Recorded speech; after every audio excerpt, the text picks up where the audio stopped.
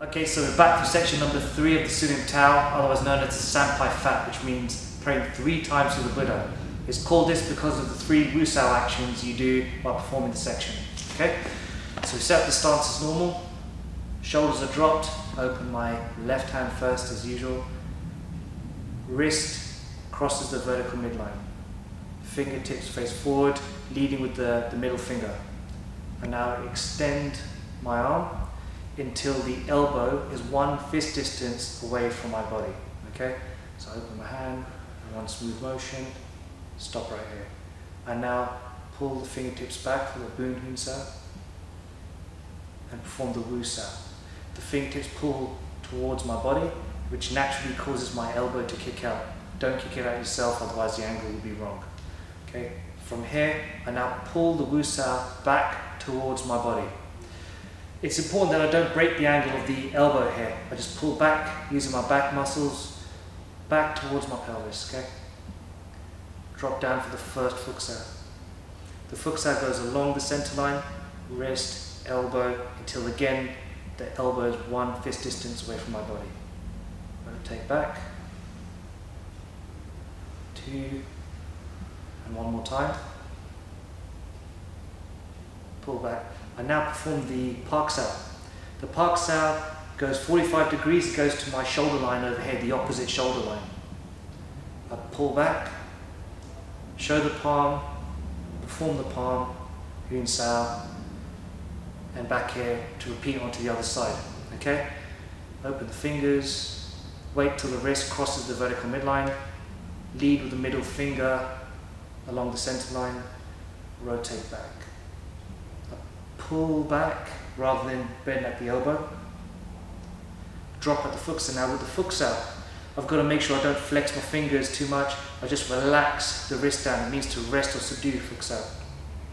So I just relax my fingers down, lead wrist, elbow along the center line. Again, it's 3 Fuk Saos. Park Sao to the shoulder. Pull back, show the palm,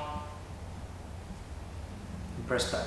So there's quite a few details to this because this part of the form has a specific breathing which we'll go into a different tutorial, but it's a reverse breathing protocol you use while performing this section. Secondly, there's 3 ways of force you have to use when performing the section, okay? So as I'm coming across the body with a Tan Sao, my shoulder drops, my elbow comes in, and then I'm coming forward at the same time. So there's 3 ways of force at the same time.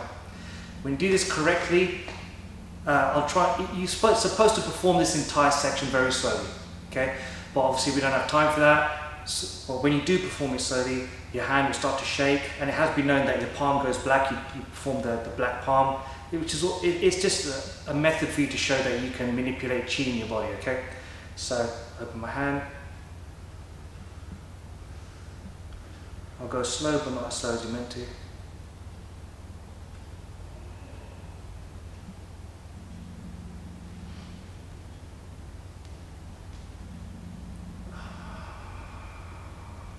You really pull back with the Wu Sao over here. Relax the Fuk Sao down. Really pull that elbow in, down, and go forward. So you keep those 3 ways of force throughout the entire section. Okay, 3 Fuk Saos, Park Sao, then palm. So make sure when we're performing this also, as well as having the 3 ways of force, that there's a twist on the fingers over here when delivering the Tan Sao. And a drill that I like to give my students to really help them get the idea of pulling back with the back muscles is as follows. So Jivan performs a Wu Sao. If he tries to just bring his hand back to his chest, doesn't disturb my structure at all. Or if he pulls back into his pelvis with his back muscles, it starts to pull me forward. So this is the correct way of retracting that Wu Sao.